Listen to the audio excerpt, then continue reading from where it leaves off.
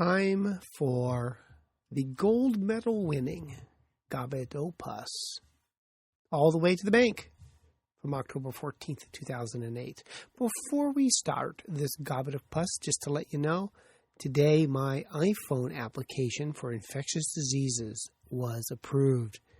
So you can go to the iTunes store and download over 600 hyperlinked referenced pages of infectious disease goodies to your iPod. So anyway, enough advertisements. Back to the Gobbet Opus. As the cognoscente are aware, I also like to pontificate, or should I say blog, over at Science-Based Medicine, where the issue of the anti-vaccine wackaloons has been discussed at great length. The need to defend vaccines has always struck me as odd. It's like defending clean air or fresh water. Of course, I have a variety of vested interests in promoting vaccines. First, as I have mentioned in the past, is the opportunity to place the new version 6.66, I believe, of tracking bots that are ATP powered. These are much better and last longer than the old bots and can pinpoint your location far better than cell phone tracers. But more important is all the money we doctors make from vaccines. The anti-vaccine wackaloons often mention that it is the loads of cash we docs bring in from vaccinating people that keeps the vaccines coming. I was looking over my IRS forms for the last several years to tally up all the money I had made from vaccines, and it was, let's see now, carry the zero, add those columns up, and nothing. I didn't make dime one from giving any vaccines last year. I went around the hospital giving flu vaccines to as many people as I could, but I made the mistake of doing it for free because I think it's important people get vaccinated. Silly me. Not only did I not charge exorbitant fees for vaccinating my colleagues, they are not going to get sick and pass the flu on to their patients. Crap. I mean, I could really make some good money from a flu outbreak, seeing as how I only get paid for seeing sick people.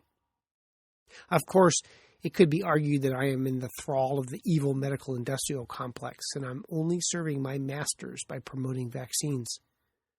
Let's tally up all the money I have received from Big Pharma in the last 25 years. Let's see now. Carry the zero, add the columns from 85 to present, and the sum is, 0. I don't do drug companies.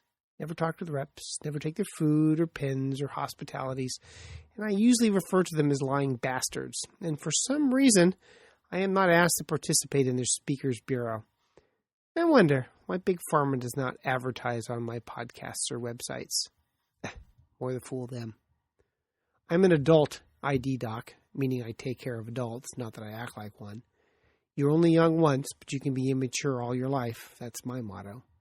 It's the pediatricians who make the bling from vaccines. The excessive vaccine schedule that weakens the immune system and calls all sorts of evils in children to make pediatricians wealthy. Heartless bastards. It's the children. It turns out vaccines aren't so lucrative after all. It costs docs about $1,500 to purchase the vaccines. Given reimbursements, sometimes docs can't even cover the cost of vaccines, much less pay to keep the doors open. It costs somewhere around $100 an hour or more to run a medical office. How much do docs make giving a vaccine? Quote, the net yield per dose, calculated as the reimbursement minus the price paid, averages from $2.90 for the Haemophilus B vaccine to $34.24 for pediatrics, which isn't bad. The pneumococcal vaccine, some practices had a positive net yield of almost $39 per dose, where 11% had negative net yield for the vaccine, end quote. As a result, some practices are not purchasing the more expensive vaccines, and others are considering no longer offering vaccinations. That's good news for me.